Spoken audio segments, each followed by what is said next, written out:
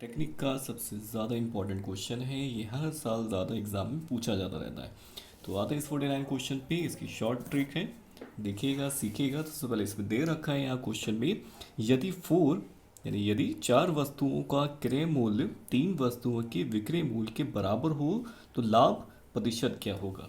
English में क्या है, the purchase value of the four items are equal to the sale value of the three item, find the profit. तो question ये कह रहा है कि अगर किसी चार वस्तुओं को अगर हम लोग जितने का खरीदेंगे, तीन वस्तुओं को बेचने पे उसकी इक्वल उसकी कीमत हो जाएगी, तो आखिर प्रॉफिट कितना होगा। तो क्लियर हो गया कि मैंने चार चीज़ें ली थी जितने रुपए की, तीन चीज़ें मुझे बेचने पे उतने मुझे रुपए मिल गए हैं जितनी चीज़ें मैंने चार चीज़ें जितने रुपए में ली थी। तो यानी क्लियर है कि मुझे एक वस्तु का पूरा पूरा प्रॉफिट हो रहा है और मुझे बताना है कि आखिर प्रॉफिट कितना हुआ। तो बहुत इजी क्वेश्चन है, बहुत सिंपल तरीके से इसको लगाया जा सकता है। तो मुझे निकालना है प्रॉफिट, ठीक है। तो प्रॉफिट निकालने के सबसे पहले आप ये सोचिए कि आखिर कितनी चीज़ें यहाँ बेची गई हैं। तो बेची कितनी गई है, इससे ध्यान रखिएगा, सिर्फ बेचने वाली पहले नोटिस करिए, बेची कितनी गई, तीन वस्तुएं बेची गई हैं। तो सबसे पहले तीन आप यहाँ पे अपॉन में लिख दीजिए। उसके बाद ये बताइए कि आखिर ली कितनी गई थी, चार, और बेची कितनी गई है, तीन। तो यानी कितनी वस्तुओं का यहाँ पे प्रॉफिट हो रहा है, यहाँ पे एक वस्तु का प्रॉफिट हो रहा है, तो ऊपर आप एक लिख दीजिए और इनटू लिख दीजिए 100%। बहुत सिंपल मेथड है, एक बार में इसका आंसर आ जाएगा। तो बचे कितना हमारे पास, 100/3%। इसको सिंप्लीफाई कर लेते हैं, तो सिंप्लीफाई करने में कितना आ जाएगा हमारे पास, 3 से डिवाइड करना है 100 को, तो कितना आ गया, 2 3 9 1 0 3 9 1, यानी कि 33 होल 1/3%। यानी आंसर हमारा कौन सा है, डी आंसर बिल्कुल परफेक्ट है। इसी तरह से कुछ और क्वेश्चंस आते हैं जो काफ़ी ज़्यादा पूछे जाते रहते हैं एग्जाम्स में। मैं भी आपको सिर्फ इंपॉर्टेंट क्वेश्चन बता रहा हूँ, बाकी नेक्स्ट वीडियो में बाकी क्वेश्चन मैं आपको बताऊंगा। इसी तरह से यहाँ पे 40 क्वेश्चन है, ये भी काफ़ी ज़्यादा एग्जाम में पूछा जाता रहता है। तो देखिएगा 40 क्वेश्चन कैसे लगाएंगे। इसमें दिया हुआ है के किस मान के लिए m-2 व्यंजक m² - 5m + k का एक गुणनखंड है। तो इंग्लिश में क्या दिया है, इंग्लिश में दे रखा है यहाँ पे, if m-2 is a factor of the equation m² - 5m + k, find the value of the k। तो ये दे रखा है यहाँ पे कि m-2 इस व्यंजक यानी इस इक्वेशन में क्या है, फैक्टर है। तो मुझे बताना है क्या है आखिर k कितना होगा। तो जब भी किसी भी क्वेश्चन में किसी भी व्यंजक का अगर गुणनखंड दे रखा है तो वो गुणनखंड हमेशा उस समीकरण को संतुष्ट करेगा। संतुष्ट का मतलब ये है कि हम लोग जब उसकी वैल्यू से पुट करेंगे तो इक्वल टू हम लोग जीरो ले लेंगे। तो आते हैं क्वेश्चन नंबर 40 पे। तो 40 क्वेश्चन में सबसे पहले जो गुणनखंड है वहाँ से m का मान निकालते हैं। m का मान कैसे निकालें, m का मान निकालने के लिए हम लोग जो है क्या करेंगे, m-2 = 0 टेक कर लेंगे, वहाँ से m की वैल्यू निकालें। m की वैल्यू कितनी आ चुकी है, 2 आ चुकी है। अब इसको जो हम लोग क्या करेंगे, पुट कर देंगे क्वेश्चन में, और समीकरण क्या थी यहाँ पे, m² - 5m + k, ठीक है। तो इसमें क्या करते हैं, इस वैल्यू पुट कर देते हैं, m की कितनी निकाली है, 2 वैल्यू निकाली है, और इक्वल टू क्या टिक कर लेंगे, 0 टिक कर लेंगे। तो कितना आ गया, 4 - 10 + k = 0। तो यानी k इक्वल टू कितना आ गया, यहाँ से कितना लिख दिया, 6 + k, तो k इक्वल टू कितना आ गया, 6। तो आंसर हमारा आ चुका है, यानी कि बुक के अकॉर्डिंग हमारा कौन सा सही है, पहला आंसर सही है। काफ़ी ज़्यादा इंपॉर्टेंट क्वेश्चन था। इसी तरह से एक और क्वेश्चन पाते हैं जो भी काफ़ी ज़्यादा एग्जाम में आता रहता है। तो क्वेश्चन नंबर 30 क्या दे रखा है इसमें, देखिएगा। चित्र में x का मान ज्ञात करना है, यानी कि find the value of the x in the diagram. एक डायग्राम यहाँ पे है, उस डायग्राम से मुझे किसकी वैल्यू निकालनी है, k की निकालनी है। तो चलिए ठीक है, पहले बनाते हैं डायग्राम फिर लगाते हैं 30। ये डायग्राम यहाँ पे गिवन है, वैल्यू यहाँ पे दे रखी है, a है, ये b है, ये c है, ये 120 है, ये x है और ये 40 है। और क्वेश्चन क्या कर रहा है, फाइंड x। मुझे किसकी वैल्यू निकालनी है, x की वैल्यू निकालनी। काफ़ी ज़्यादा इंपॉर्टेंट क्वेश्चन, ये भी बोर्ड में कई बार आ चुका है। तो कैसे लगाएंगे इसको, तो लगाने का तरीका ये है, इसमें लगाते हैं एक्सटीरियर एंगल प्रॉपर्टी। कौन से लगाते हैं, एक्सटीरियर एंगल प्रॉपर्टी, हिंदी बोलते हैं इसको बाह्य कोण पिरमय। तो बाह्य कोण पिरमय क्या होती है, तो इसमें अंदर के जो एंगल्स हैं इन दोनों का सम याद रखिएगा इन दोनों का सम इस बाहर वाले एंगल की वैल्यू के बराबर होता है। तो यहाँ से एक्स वैल्यू निकाल लेते हैं,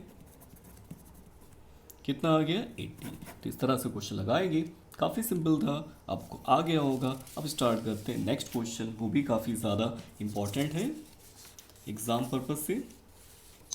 तो क्वेश्चन है यहाँ पे 28। तो 28 क्वेश्चन में दिया हुआ है यहाँ पे कि sine 75 minus sine 15 degree upon cos 75 plus cos 15 का मान ज्ञात करें।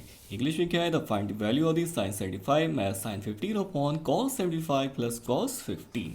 तो देखते हैं कैसे निकालेंगे, पहले क्वेश्चन नोट कर लेते हैं।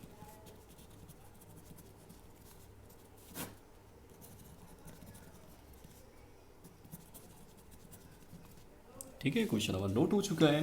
तो हम लोग याद रखिएगा, जब भी किसी भी सवाल में आपको ये दोनों वैल्यू सेम दिखे, मतलब साइन साइन दिखे, कॉस कॉस दिखे, जिस क्वेश्चन में भी आपको हमेशा साइन साइन कॉस कॉस दिखे, तो हमेशा उसमें एक ही फॉर्म लगाएंगे, सी डी वाला फॉर्म।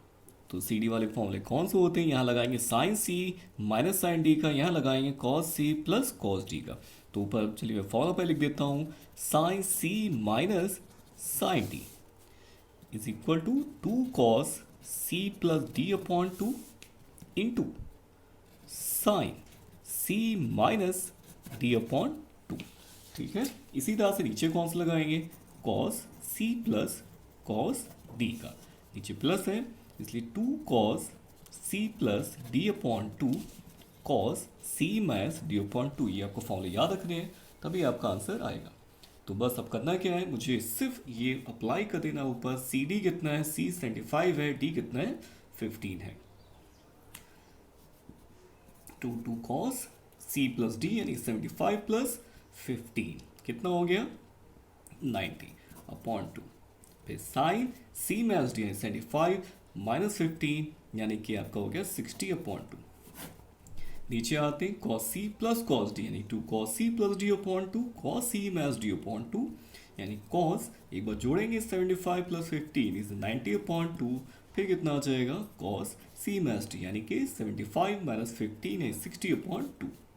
तो ये दो हमारे वैल्यू कट हो रही है, ये भी पूरा पूरा कट हो गया, साथ में ये 2 से 30 बचा, 2 से 30 बचा। तो रिजल्ट कितना आ गया हम लोग का, यहाँ पे रिजल्ट आ गया साइन 30 अपॉन कॉस 30 यानी कि tan 30, और tan 30 इज इक्वल कितना होता है 1 अपॉन रूट 3। तो इस तरह से भी आंसर हमारा कंप्लीट हो गया, ये भी इंपॉर्टेंट क्वेश्चन है। तो ठीक है, आपको ये आ गया होगा। इसी तरह से नेक्स्ट क्वेश्चन पे आते हैं। तो नेक्स्ट क्वेश्चन थोड़ा टिपिकल क्वेश्चन मैं कराया जा रहा हूँ, ये भी काफ़ी ज़्यादा एग्जाम में पूछा जाता रहता है। तो क्वेश्चन नंबर 22।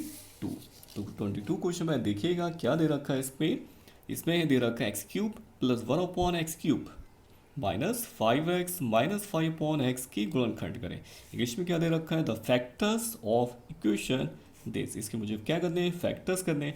और आंसर में आप नोटिस करेंगे कि फैक्टर्स काफ़ी बड़े आ रहे हैं, कितने कितने टर्म्स के आ रहे हैं, 1 2 3 3 3 टर्म्स के यहाँ पे फैक्टर्स आ रहे हैं। ऐसा क्वेश्चन एक जीटीआई में ज़रूर आता है, तो देखते हैं कैसे लगेगा।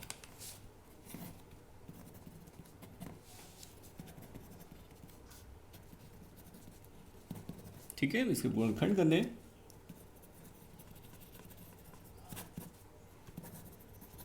फैक्टर्स करने। तो देखिए कैसे करेंगे फैक्टर्स इसके।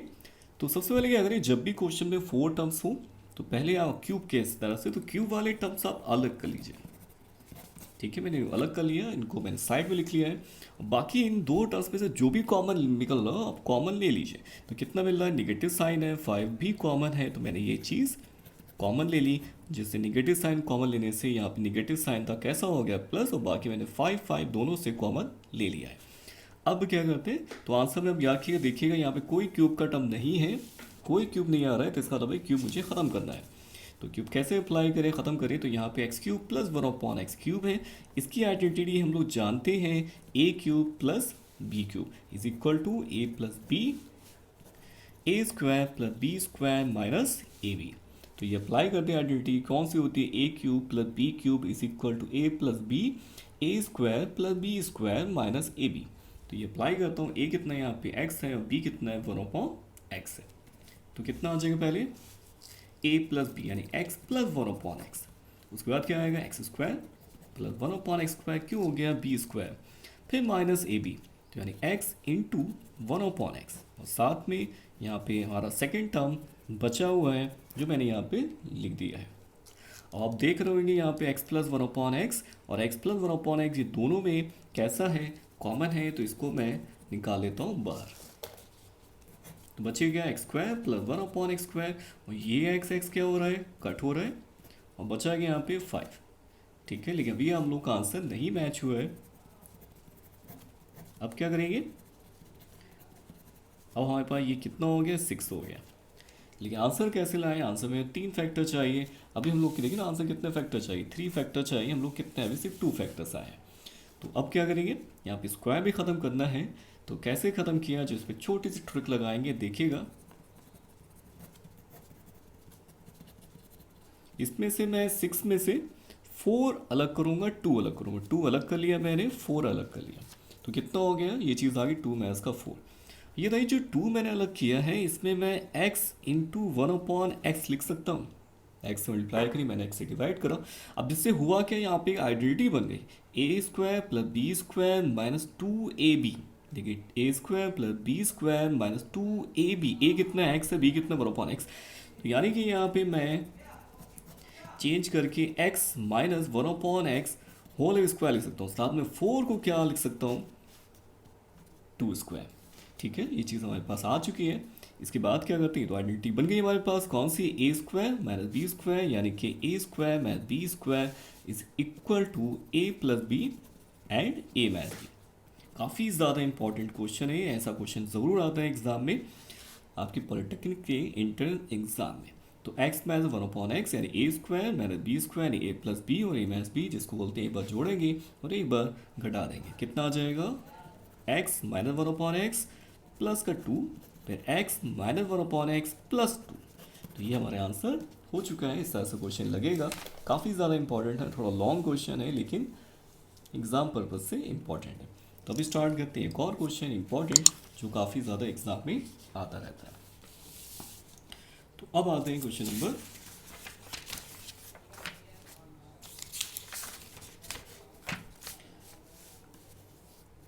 क्वेश्चन नंबर 5th क्वेश्चन बात है। तो क्वेश्चन नंबर 5 देखिएगा, क्वेश्चन नंबर क्या दे रखा है, तो क्वेश्चन नंबर 5 में यहाँ पे दिया है the value of log base 10 B C upon A square plus log base 10 A C upon B square plus log base 10 A B upon C square. काफ़ी ज़्यादा इंपॉर्टेंट क्वेश्चन है, देखते हैं कैसे लगेगा। क्वेश्चन नंबर 5, तो log base 10 B C upon A square plus log base 10 A C upon B square plus log base 10 A B upon C square. तो ये क्वेश्चन है। लॉग की प्रॉपर्टी हम लोग जानते हैं कि अगर लॉग में जितने भी टर्म्स हैं अगर सारे प्लस में हैं तो सारी वैल्यूज़ किस में कन्वर्ट हो जाती हैं, मल्टीप्लाई में। तो मैं यहाँ क्या करूँगा, एक लॉग लिख के सभी को मल्टीप्लाई में चेंज कर लूँगा। ठीक है, लॉग की प्रॉपर्टी होती है कि लॉग क्या होती है, प्रॉपर्टी में लिख देता हूँ यहाँ पे, log A plus log B equal to क्या होता है, यानी कि log A into B, base अगर दोनों के सेम है। ठीक है, तो बेस सबके सेम थे तो यानी कि ये सारी चीज़ें किस में आ जाएंगी, मल्टीप्लाई में। अब इनको कर लेता हूँ सॉल्व।